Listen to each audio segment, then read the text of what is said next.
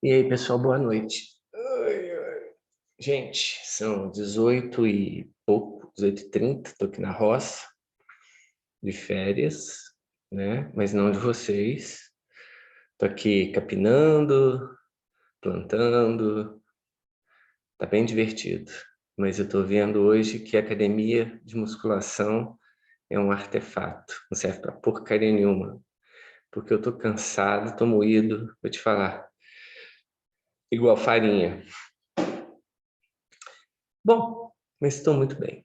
E sem grana também. Se alguém puder me arrumar um dinheiro, eu fico feliz.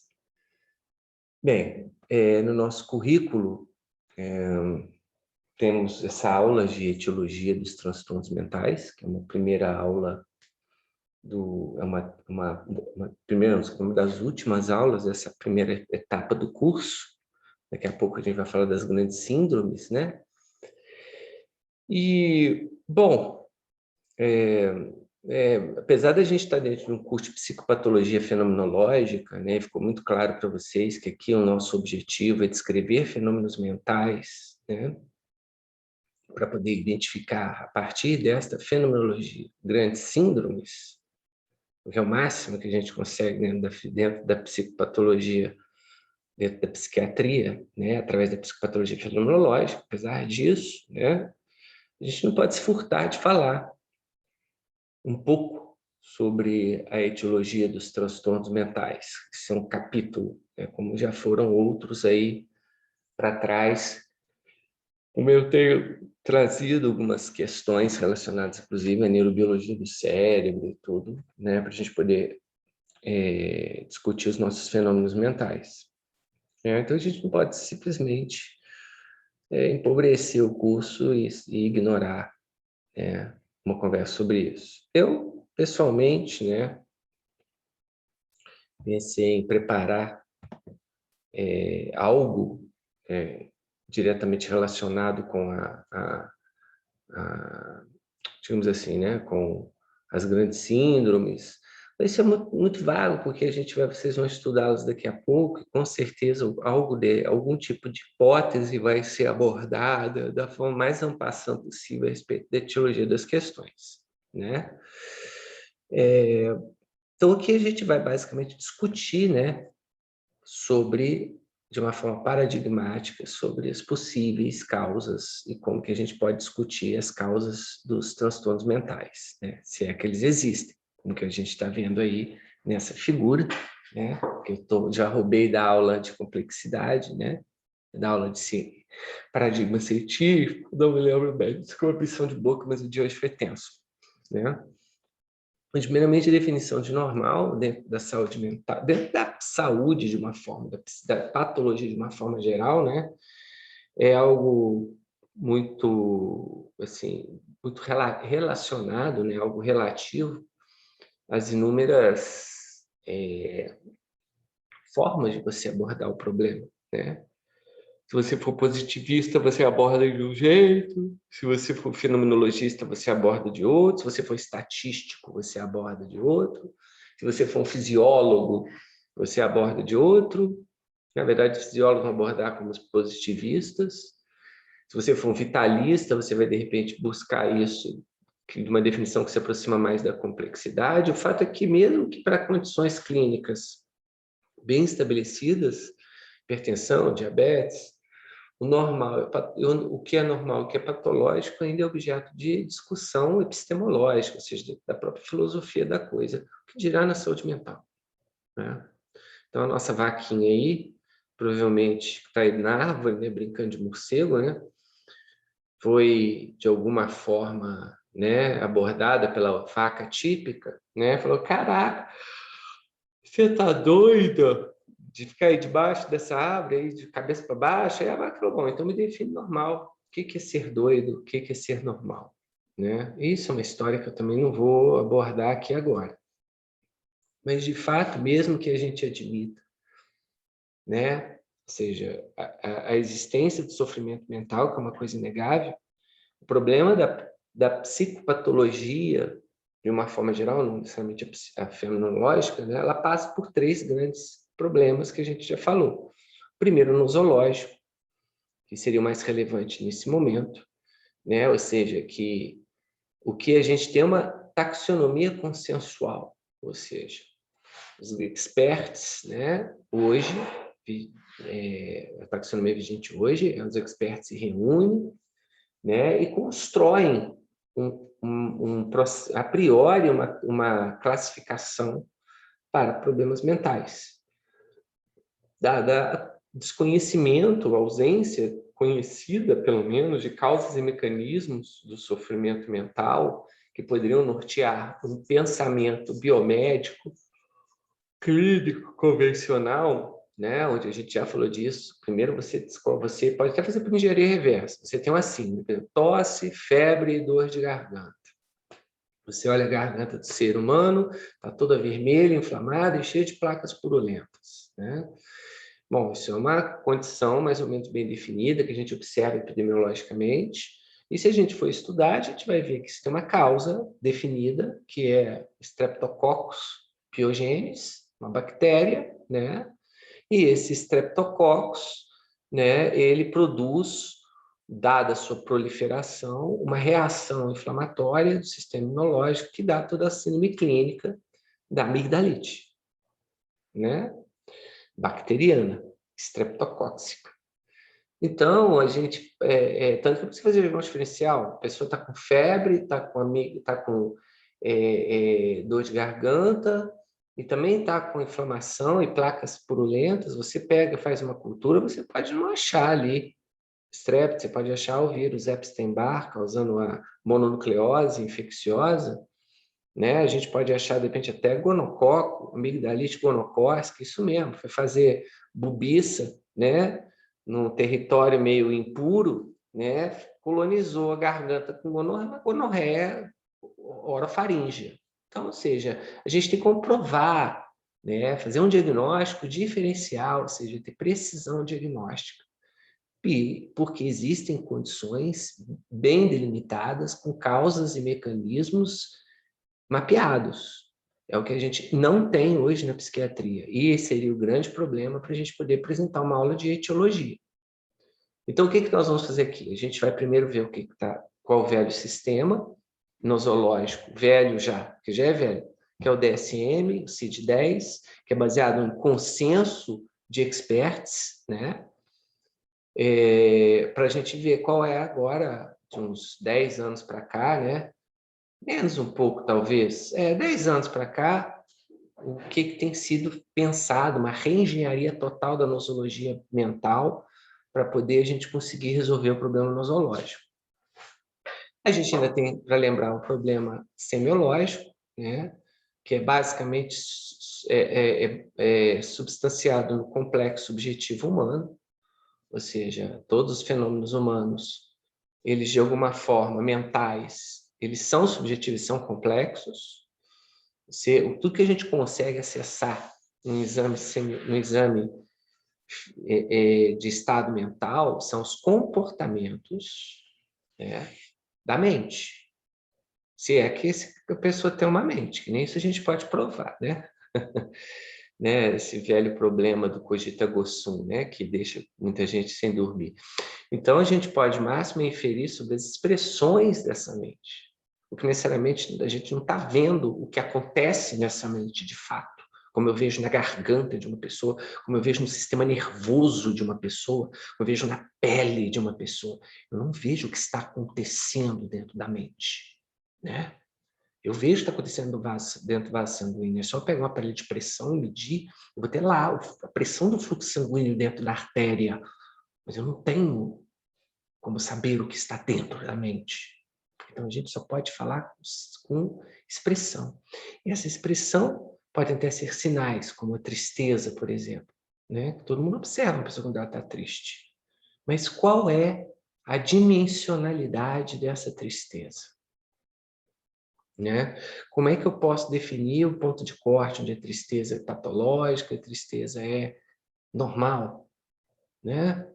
E ainda mais as questões que nem passam por sinais, 90% são sintomas. O paciente relata que está ouvindo vozes, relata que está sendo perseguido por um alienígena, né? Relata que né, que está sentindo angústia, que está sentindo medo, que está sentindo, enfim. Apesar da gente ter sinais clínicos que possam ser mais ou menos objetivos, né, a gente tem ainda o problema do complexo subjetivo, né, que domina o problema semiológico.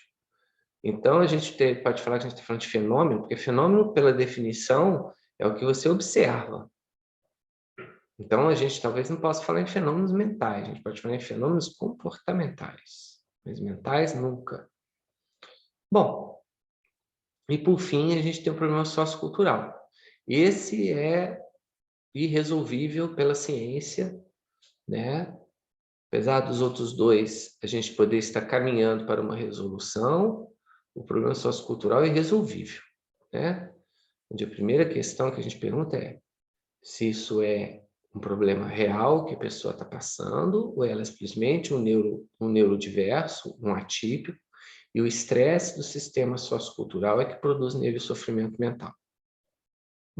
Pois é. Bom, então, nesse sentido, hoje a gente vai falar de teologia de quê? De nada, hoje, pelo menos, né? Tanto que o sistema do DSM-5, né, na introdução deles, até eu destaquei no meu livro, vou até ler para vocês, né? Deixa eu tirar aqui minha telinha para trabalhar. Devido à impossibilidade de uma descrição completa dos processos patológicos subjacentes à maioria dos transtornos mentais, abra um parênteses, maioria ele está sendo bonzinho, né? Porque essa compreensão que satisfaz o ensino médico hoje é zero, tá? É importante enfatizar que os critérios diagnósticos atuais constituem a melhor descrição disponível de como os transtornos mentais se expressam e podem ser reconhecidos por clínicos treinados. O DSM se propôs servir como um guia prático, funcional, flexível para organizar informações e pode auxiliar o diagnóstico preciso e o tratamento dos transtornos mentais. Trata-se de uma ferramenta para clínicos, um recurso essencial para a formação de estudantes e uma referência para pesquisadores na área. Bom, ele fala, é uma aproximação. Até mesmo porque ele está definindo o transtorno mental aqui de uma forma o quê? De uma forma arbitrária. Porque o que ele chama de esquizofrenia, arbitrariamente, é um transtorno mental. Tanto pelo problema nosológico, quanto semiológico, quanto sociocultural. Mas vamos aqui, né? Para que surgiu o DSM? Né? Desde a década de 60, a psiquiatria abandonou, né, a sua ambição de produzir uma psicopatologia funcional, com mecanismos e causas, né? Uma fisiopatologia médica típica, né? Só que também vai fazer o quê? Né? Então, eles construíram o DSM, né? Baseado no consenso, e que tem por base, ou seja, a ambição do DSM era que, com o tempo, as pesquisas fossem comprovando esses diagnósticos. Está no artigo que eu vou colocar para vocês lerem, do Dalgarro. Só que isso fracassou. Então surgiu um novo paradigma, que tem uns 10 anos ou um pouco mais, que ele está sendo desenvolvido, que é o Research Domain Criteria Initiative. Ou seja, basicamente, explicando por linhas gerais, você faz uma busca exploratória das correlações entre domínios, diria assim, básicos, né, do funcionamento psíquico, né? Por exemplo, valência positiva e negativa é basicamente relação com prazer e desprazer, sentimentos e experiências boas e ruins, ou seja, emoções, né? Sistemas cognitivos, de uma forma geral, né? Trabalha com memória, atenção, né? Essas coisas. Sistemas para processos sociais, ou seja, né? Os nossos, quando ele fala sistemas aqui, que a gente está falando de fenomenologia, né? Então, basicamente os nossos processos sociais, né? Os nossos processos de excitação e regulação, né? Ele usa a palavra system, mas eu não usaria, porque já faz, a não ser que seja realmente um sistema virtual, ou seja, um conjunto de processos, sistema, né, de processos interrelacionados, tudo bem, mas não é nada físico, isso aqui são fenômenos, os domínios fenomenológicos da mente, né, e sistemas sensoromotores, beleza. Então aqui a gente tem um desenho muito bem feito, né, do que se também sim, do que se convenciona por observação básica, através principalmente da neurociência, né, quais seriam os campos fenomenológicos expressos, né, pela mente. Mesmo assim, aqui a gente não está falando de processos mentais, a gente está falando de domínios, né, fenomenológicos da expressão comportamental do sistema nervoso das pessoas, do Homo sapiens, né? Isso que muda num outro eixo ao longo do desenvolvimento, todos esses processos aqui, eles vão evoluir desde a vida gestacional até a senescência e a morte por velhice, né? A sua experiência do prazer e desprazer não é a mesma quando na infância e na velhice. Seus sistemas regulatórios, né, seus processos sociais não funcionam da mesma maneira. Mas beleza, a gente pega essas dimensões, né, e correlaciona exploratoriamente com elementos biológicos do homem. Ele dá aqui exemplos, mas a gente pode ir até procurar outros níveis, né? Por exemplo, dos genes, moléculas, células, circuitos cerebrais, fisiologia, comportamento e self-reports. Ou seja, isso aqui ele tenta fazer uma certa hierarquia aqui, terminando no que a pessoa conta para você e você acredita ou não. Agora, como é que isso aqui funciona?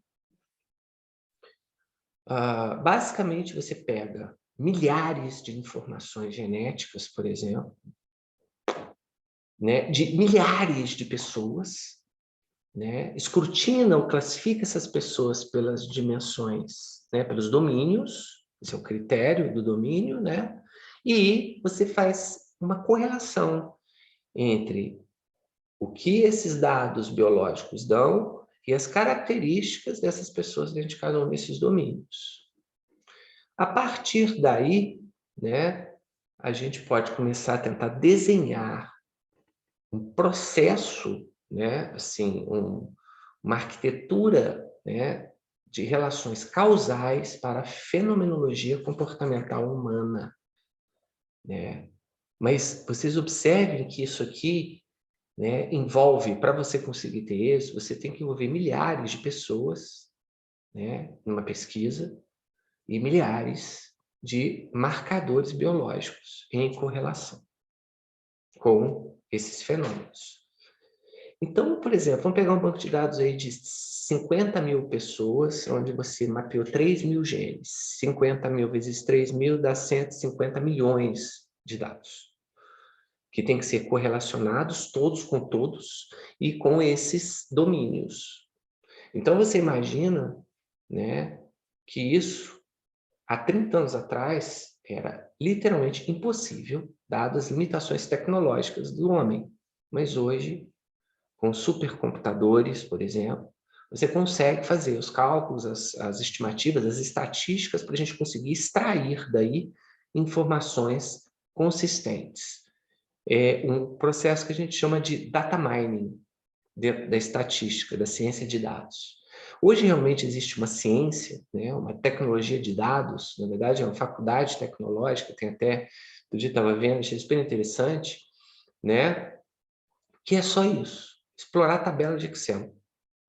Isso é muito aplicado no comportamento do consumidor, né, em modelos preditivos para a economia, né, esses large datasets, esses grandes bancos de dados, né, eles são explorados para várias funções. Então, na neurociência, isso também está sendo feito, né, e realmente tem atingido algumas questões bem interessantes, né? Então, a iniciativa RDoc, né, ela promete trazer, num futuro próximo, né, informações consistentes a respeito da natureza biológica, ou seja, dos correlatos causais, né, dos fenômenos mentais e, assim, né, do sofrimento mental. Então, assim, o que diferencia basicamente esse processo da ciência convencional. Aqui, com a grande potência da computacional, né, a gente começa a aproximar-se do ideal de estudar sistemas complexos através da metodologia científica cartesiana. Porque tudo isso aqui só é necessário porque o nosso sistema nervoso, está vendo que tem um ambiente aqui, ó, em inter-relação com esse ambiente, né?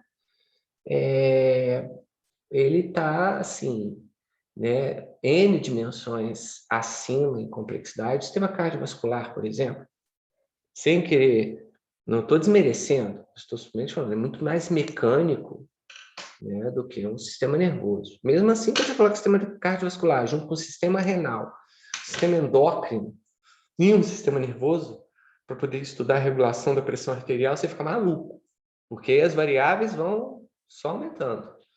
E lembrando sempre que complexidade, né, ou seja, o sistema, o todo é maior que a soma das partes. Aqui eu tenho um exemplo que eu vou deixar para vocês no, no, no AVA, que é um artigo, né? Olha só o título, que pretensioso. Medicina de precisão para transtornos do humor. Né? Uma abordagem objetiva, predição de risco, farmacogenômica e drogas, né? Assim, repropostas, diria assim. Então, o que esse trabalho faz? Basicamente, é um trabalho muito interessante, tá? Eu achei, aonde ele pega uma população de milhares de pessoas com transtornos do humor, né, quaisquer, bipolar, ciclotímico, deprimido, mal-humorado, pessimista, sei lá, e faz uma correlação genômica, né, do genoma dessas pessoas com os seus comportamentos dentro da lógica do RDoC, né, e descobre coisas muito interessantes. Vocês vão ler no artigo. Por exemplo, para ele, de uma forma geral, os transtornos do humor estão, só para sumarizar, relacionados há 3 grandes eixos, eu já falei isso para vocês aqui. O eixo de estresse, porque genes que regulam a resposta ao estresse, inclusive a serotonina, é apenas um dos 3 eixos, ou seja, hoje o tratamento, que é serotonérgicos, né, ele atua em apenas um dos 3 grandes eixos dos transtornos do humor. Isso, por exemplo, pode ser um motivo de a gente ter uma péssima resposta farmacológica em muitos casos. Segundo eixo é o eixo da neuroplasticidade, que a gente não tem drogas para neuroplasticidade, mas tem vocês, queridos psicólogos, né? Que também é uma forma, um eixo da resolução e da abordagem de transtornos do humor. E por último, né? Acreditem se quiser, o eixo do metabolismo da glicose. Porque esses genes controlam essas funções, tiveram uma correlação significativa com o padrão comportamental das pessoas com transtorno do humor, com muitas variações e nuances que estão no artigo, vocês podem ler, né? Aliás, aí eu pergunto para vocês, né? Isso também, né, nos dá, assim, vamos dizer bem, ele é muito abusado, chamando de medicina de precisão, né? Isso dá para a gente, assim, uma ideia, tipo, pô, já que é assim, vamos fazer exercício físico para modular o metabolismo glicídico. Então, a gente observa sedentarismo relacionado com depressão, né? Vamos fazer terapia, né? Vamos modular, minimizar o estresse. Então, a gente está começando a caminhar, né, para descobrir os mecanismos causais do sofrimento mental, né? Lembrando, mais uma vez, que são sistemas complexos, onde a soma das partes é menor que o todo, né? Aonde você tem um balanço ótimo entre caos, e ordem, para a gente conseguir, né, maximizar a informatividade, que é puramente um processo organizacional, e em sistemas complexos a gente também tem o quê? A auto-organização e emergência de padrões, como acontece na arribação. Então, essas características são características clássicas dos organismos vivos, né, e que atingem uma certa, né, um certo ápice, né, no funcionamento do sistema nervoso.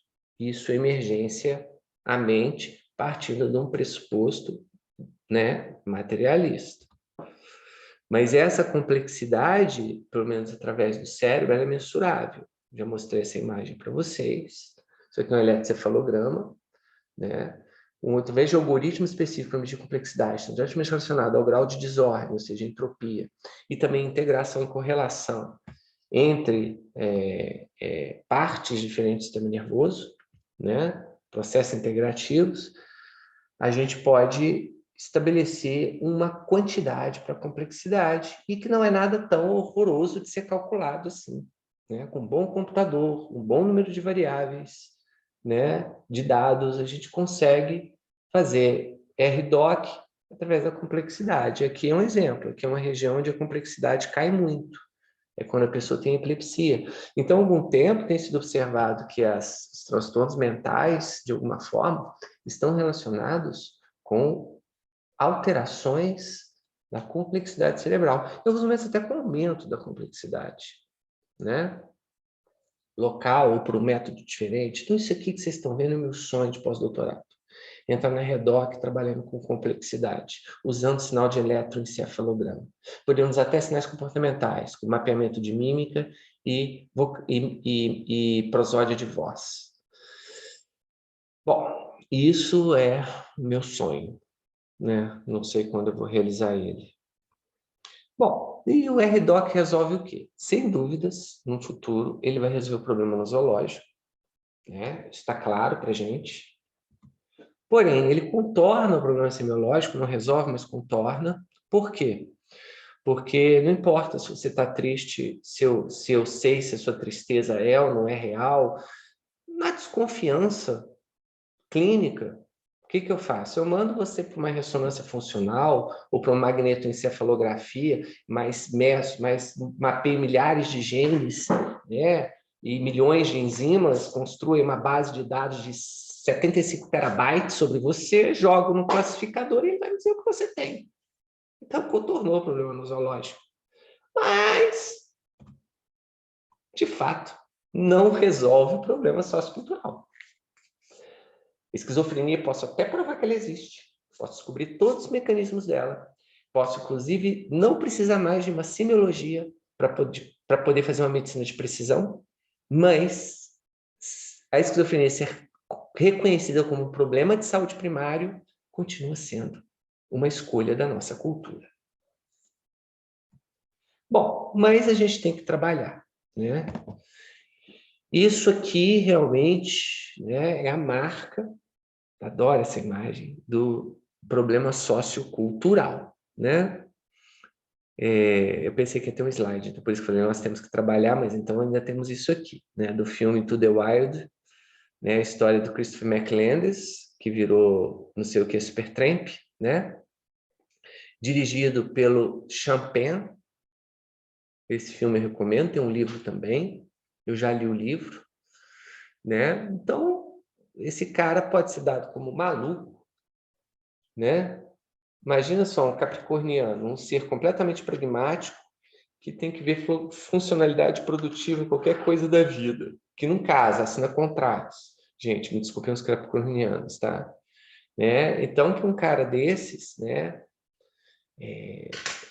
O Christopher McCandless é um biruta. Agora, você pega aí uma aquariana, um ser aquariano, né, que vive de forma disruptiva, observa poesia, né, nas expressões humanas, Christopher McCandless vira um revolucionário.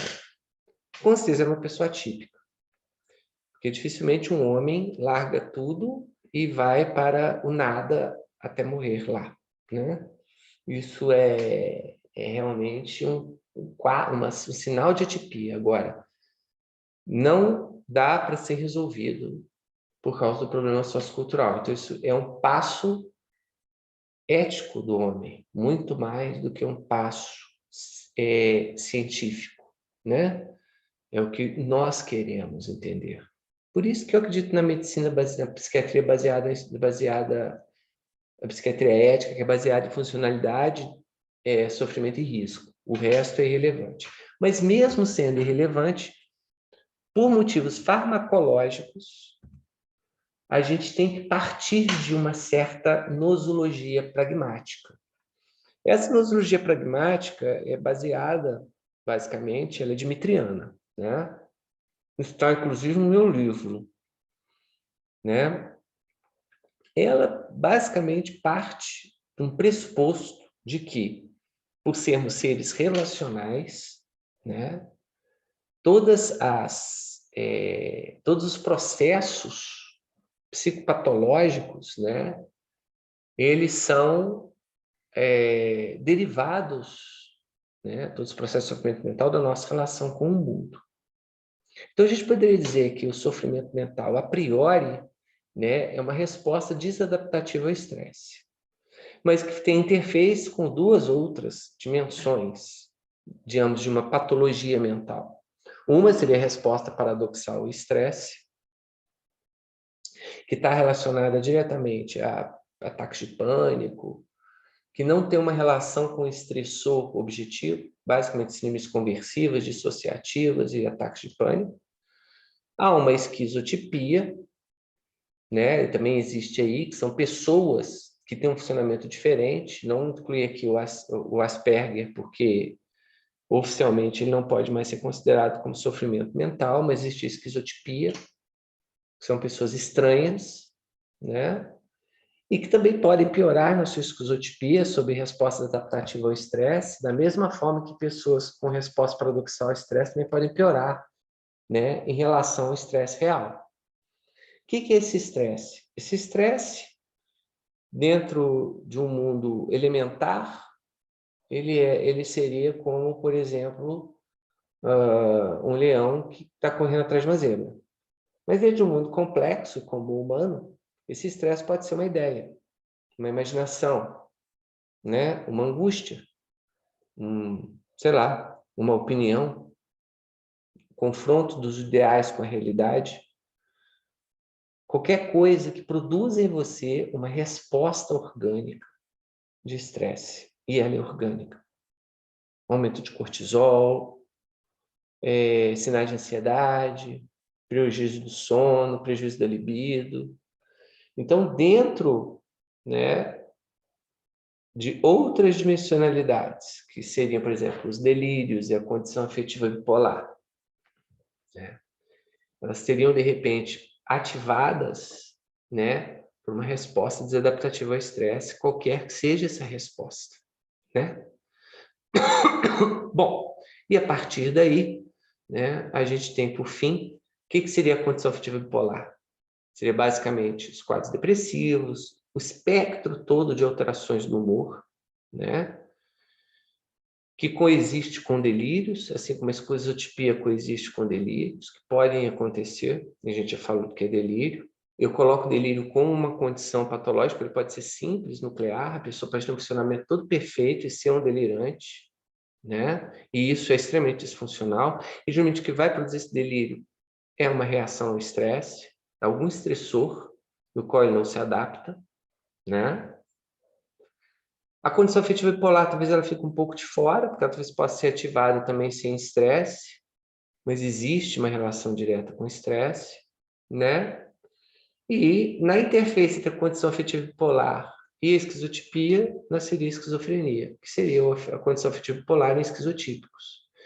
Então, por que eu trouxe isso aqui para vocês? Basicamente, não precisa, assim, guardar isso dentro desse esquema, porque ele também é um esquema fluídico, eu nem tenho certeza se ele é bom, tipo, o que está dentro do quê, o que está em correlação com o quê, mas guarde esses 5 elementos, na verdade 6, né?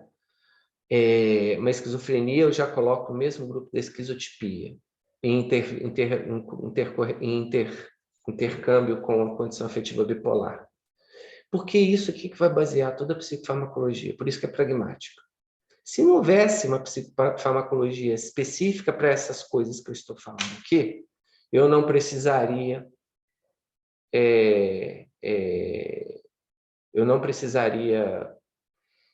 disso aqui. Então, isso é importante, porque a gente agora vai ter um curso de psicofarmaco andando em paralelo. E a partir de outubro, eu vou mudar o meu curso completamente. Antigamente eu falava de neurobiologia e vou evacuar e deambular para isso. né? A gente vai ser pragmático. Vocês vão pensar nessas condições, nós vamos falar de quais são as estratégias farmacêuticas de farmacologia de abordagem dessas condições. Ah, mas e a outra sociedade? Ah, mas e o toque? Ah, mas e a anorexia nervosa? Gente, tudo isso, toque, anorexia nervosa, ansiedade, depressões secundárias, está tudo aqui fora.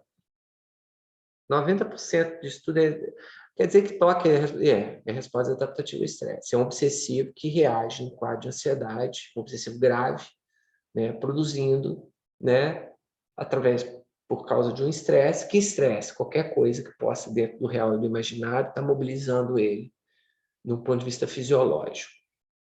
Bom, então isso aqui, olha só, agora a nossa aula de psicofarmacologia, ela emenda com o curso de psicofarmaco aqui. Dentro do curso de psicopatologia, a gente vai falar daqui para frente das grandes síndromes dentro de um olhar do DSM. Mas, na psicofarmacologia, eu vou trabalhar a farmacoterapia através disso aqui. Aí vocês vão entender por que, por exemplo, um depressivo típico, comum, usa um inibidor seletivo e ótimo, e o depressivo bipolar, se usar, ele surta, ou não melhora, né? Porque são condições diferentes. Então, a gente vai falar, na verdade, os inibidores seletivos são moduladores da resposta ao estresse. Olha lá no artigo que eu vou mandar para vocês verem sobre isso. Tá bom? Bom, deixo vocês com a vaquinha, né? E uma em conclusão, obviamente, porque a gente tem como concluir nada ainda aqui nessa bagunça toda, né? Dê um pause, um resumo share. E eu, enfim, deixo aqui vocês com essa mini aula sobre etiologia. Vou deixar 2 artigos para vocês lerem. Esse do Redoc, basicamente focando no Redoc, para vocês entenderem isso que eu acho importante, né? O artigo do Gal Galarrondo, que é uma crítica, né, existencial, fenomenológica, humanística ao Redoc, e o artigo da medicina de precisão, Sansosmol, para vocês lerem e entenderem um pouco como é que isso funciona na prática. Tá bom? É isso, crianças. Um grande prazer em falar com vocês aqui. E semana que vem a gente vai ter prova, né? Então, fiquem tranquilos que se estudar um pouquinho, todo mundo passa. Beijo no coração. Fiquem com Deus. Tchau, tchau.